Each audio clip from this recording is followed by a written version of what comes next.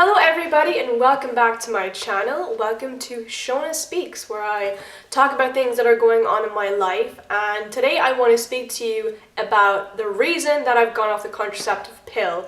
And I know this might be quite niche to some people, so some people aren't going to be interested in this, but I have found that as someone who's coming off the pill, for my own reasons in regards to mental health, I've been scouring the internet for other women who are doing the same thing and trying to hear about their experiences and what they're doing to, get their bodies back to normal. And I thought I would make my own video because I think it's important to share information. And, of course, I'm not a doctor. I don't claim to know everything at all. No, I don't know loads of stuff about this. This is just my journey, this is my experience, and I just wanted to share it with you guys because it's a scary thing to come off a tablet that you've been taking for almost a decade and realizing the changes it's made to your body and your body trying to figure itself out. And I've been experiencing lots of different things in regards to that I wanted to share with you guys because I feel like there's not a lot of information out there about coming off the pill and understanding what it's done to your body and what's happening now. And I've been researching so much about it, and I've been changing various things in my diet and my lifestyle to try and help my body get back to normal. And that is what this series is going to be about. It's going to be me sharing my journey coming off the pill, trying to get back to a more stable hormonal setting so my mental health and my health in general can be far more healthy and natural and running at its own healthy rhythm. And that is really what I want to talk about today. So like I said, I'm coming off the pill for my own reason. Every woman is coming off the pill for different reasons. Maybe you want to get pregnant, maybe you've got your own issues in regards to mental health like me, and you want to see what you're like without the pill. And a lot of people are either one or the other. They want to see what they're like off the pill, and some people just want to get pregnant. So one thing I will say is if you're coming off the pill for mental health reasons like I am, you have to be extra careful with your contraception, why can't I pronounce words? Contraception, because obviously you don't have the backup of the pill anymore. So, obviously that's one of the main things, is to just be highly aware of your body's hormones are fluctuating like crazy, and there's all kinds of shit going on in here during that process. So be as careful as possible. Be mindful about your body and just take care of yourself as best you can. I think that's the best advice that I can give you if you are thinking of coming off the pill, is just to be super fucking careful in every way possible, because your body is physically and physiologically changing. I personally have been on my contraceptive pill for longer than I would like to admit. I went on the pill for reasons of the fact that my period was super irregular when I was a teenager. So I was about 19, I think, when I went on the pill, and my period was still super irregular. I was very thin at the time, naturally thin, but it really just made my period super irregular, and I wanted to go on the pill because I thought it would help regulate my period. And I wasn't given a whole lot of information about it, which is one of the reasons I'm making this series, because I feel like we don't get a lot of information when we're on the pill. We just blindly take it because we accept that this is what my doctor is prescribing or the nurse is prescribing to me, and we take it without really thinking what it's doing to us. And I didn't know anything about the pill. I just took it because I was like, hey, it won't get me pregnant, happy days. But I went on the pill for contraceptive reasons, as well as wanting to get a regular period, and that's all I knew, and that's all I wanted, and that's what I thought was best for me. And I was on it for almost a decade. I'd say I was on it for nearly 8 or 9 years. I can't exactly remember, but at least 8 years I've been on the pill. And that's quite a scary thing to think about, because upon my research of the pill, I realized that it changes your body, the makeup of your body. It changes different things. It thickens the lining within your your uterus, and it does all of these things that I'm learning about now and I haven't really thought about. And when I was trying to look back at my anxiety and stuff and think, when did this start? Was I always like this? And I looked back and I realized it was in and around the time I started taking these pills. And I was thinking that there has to be obviously a correlation between my mental health and my hormonal, synthetic hormone intake, because the pill is a synthetic hormone. And I'm taking these hormones, and it's clearly going to affect me up here as well as the rest of my body. And I think there's no denying that. The pill I was taking was called Yasmin, and I take one now called Yaz. It's like a sister brand of Yasmin. The only difference between Yasmin and Yaz that I can tell personally is that Yasmin was a full month of pill. Like, you never ever had a break from the pill on Yasmin. And on Yaz, you get a 4-day placebo break. So you take all of these hormones and then you have 4 days free of hormones. And the reason why I changed the pill was because I told my doctor I'm feeling really, really weird. Like, I feel like it makes me dull. It affects my mood. I feel like my mood on the pill was just bland. Like, I feel like I could experience neither highs nor lows. Do you know what I mean? It was really weird. Like, I can't really explain it. I just felt like a dull emotion all of the time. And I told him it was affecting many facets of my life and my mood, and just, in general, I just felt like I didn't feel myself. And he was like, oh, okay. So he put me on this one to give me a break, which I thought, okay, maybe that will help. But in my personal experience, I see no difference. I personally don't. And I decided to go off the pill because I feel like I wanted to know who I was off the pill and see if there was any positive changes. I figured I was feeling that low and that depressed and miserable and anxious that I thought maybe cutting out the fucking synthetic hormones might help. And I was feeling that shitty that I was like, fuck it, I have to try this. And my boyfriend was super supportive of me about this. Like, he was kind of like encouraging me, and he was like, give it a try, it couldn't hurt to see if it helps. And I really appreciate that support. And I've been off the pill for 4 months now. A little bit more than 4 months. I finished on September 2nd, and I think right now it's December 15th. I'm not quite sure what the date is, but I finished about 4 months ago now, and even to think that I've been off the pill for 4 months is weird, because when I stopped taking it, it felt like the weirdest feeling in the world, because I've literally been taking this every day for years. So it was a big change in that way, and it was a big change in many other ways. Okay, so here comes the bit where I tell you guys what I've learned coming off the pill. So I've been off the pill for 4 months now, and it's been a journey. Like, it's been a journey. It really has. Like, I had a failed start a few months ago where I went off the pill for about a month.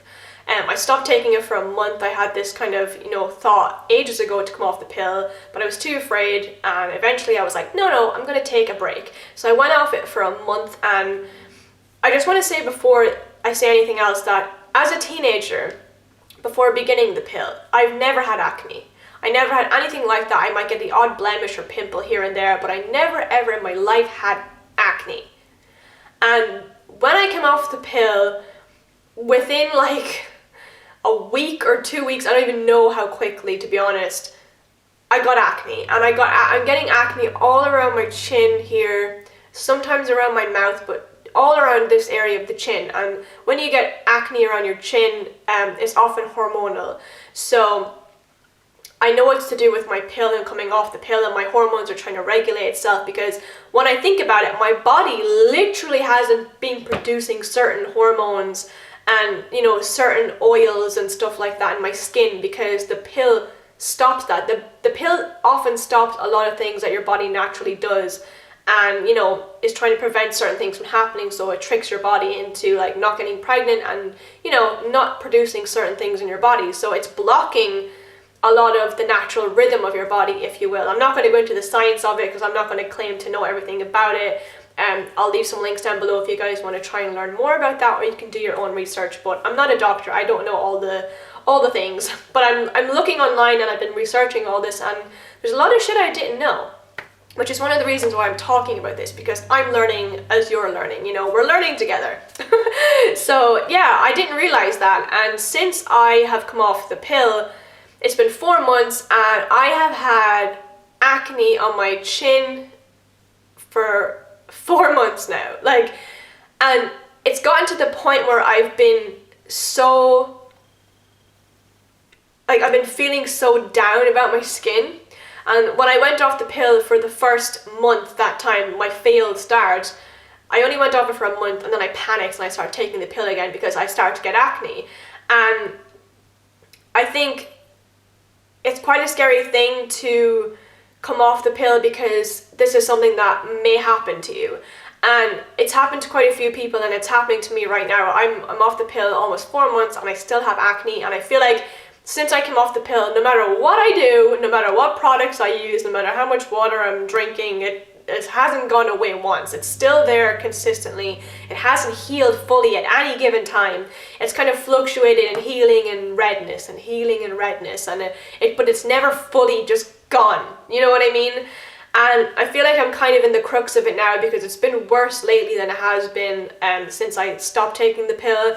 And I've been online looking at so many videos and researching ways to kind of get my hormones back into balance, and there's so many things out there online that I don't know what to do, but I have been trying a few basic things to combat my acne and try and give my body back nutrients, you know, give my body some love and TLC and give it kind of nourishment to kind of help regulate my body, because I feel like the only thing that's going to help me at this moment is to be as good to myself as possible in regards to what I'm taking in within my body, with food and water and everything like that, and to, you know, be aware that my body is trying to figure itself out and it doesn't know what's going on at the moment. It's trying to regulate itself, and I just have to know that time will hopefully heal all wounds, including my fucking acne, okay? Upon researching online, I found that omega-3 is something that you should try and integrate into your diet as much as possible. It's anti-inflammatory, and it's very, very good for many, many parts of your body. And I've been trying to regulate my gut as much as possible, which I know sounds weird, but apparently your gut has a lot to do with your like brain and your mental health and all that. Obviously your whole body is connected, so it's important to think about what you're putting into your system and what you're lacking and what you need to kind of try and get more of in your diet. So I've looked a lot of things up online, and I've came across flaxseed oil. And basically, this is something you can take to help produce collagen within your skin. I read something online that it was good for cellulite, but I don't know. I can't vouch for that. But apparently, just taking something that's, you know, a nice oily kind of resource like this, high in omega-3, like oily fish, you know, like cod liver oil, but flaxseed oil is like a vegan friendly option for this type of thing. If you don't want to take cod liver oil, flaxseed oil is really, really good. And I've noticed, like, I started taking this, and within 3 days I could see my skin healing, and it was the only new addition that I had made to my like life at this point, and I'm really, really enjoying this. I take it every single morning. Some people recommend taking it at night so that your digestive system can absorb it better. I don't exactly know, but I've been taking this during the day when I get my breakfast in the morning, and I really, really, really like this. The last thing I want to show you guys is something that I am trying to take every night. So I take this at nighttime with a bit of orange juice, and it's very, very good. It's very good for your digestive system in general, so taking it at night is a really good option. I think you can take it in the morning too. It doesn't really matter when you take it, but I take it at night. And it is aloe vera juice. So basically you take this little cap here, it has a measuring bit, and you pour it in, and then you add it to a glass and you mix it in with some orange juice, so it kind of dulls the gross taste because it doesn't taste the nicest.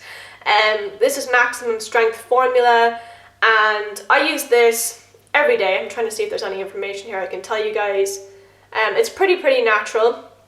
And you can take this for many different reasons. Some people take it for digestion. I'm mainly trying to get my gut health and my immune system running again, you know, a lot better, because I've read so many information about like taking the pill and what it does to like different parts of your body. And basically what I'm trying to do is I'm trying to flush out any bad crap within my system and, you know, make my body shiny and new by, you know, clearing whatever I can out of my system that's bad for me. And aloe vera is very, very good for that. Like a lot of people take aloe vera to clear their colon and stuff like that. So I've been taking this once a day at nighttime, and I found in combination with this and the flaxseed oil, I have seen an improvement in my skin. Oh, I forgot to mention, drinking loads of water. I've been trying to drink at least 2 liters of water every single day. I usually drink a lot of water, to be honest, but I've been drinking more water than usual. And I have noticed a big difference in my, you know, fatigue. I don't feel as fatigued anymore, and I have a lot more energy, and I do feel like it's helping to clear my skin a lot better.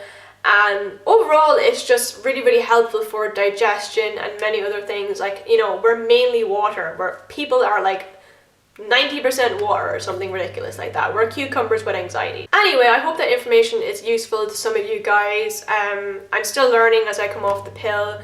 There's so many things going on at the moment in regards to just changes within my mood and stuff like that. I do feel an improved mood. But the biggest thing for me has been the acne. So that's why I wanted to focus mainly on this video about the acne, because the acne has been really affecting my life, and I've been trying to find ways to kind of combat that and regulate myself and to feel better and to make my body, you know, feel healthier as I'm coming off the pill. So that's why I focused on that for the first 1 to 4 months, because it's been the biggest thing that's affected me so far. But I will obviously share more with you in my next video as time goes on and I notice different changes within my body. So if you're coming off the pill, let me know. Let me know your reasons. You can share your story down below if you would like to. And I will see you guys in my next video. Bye!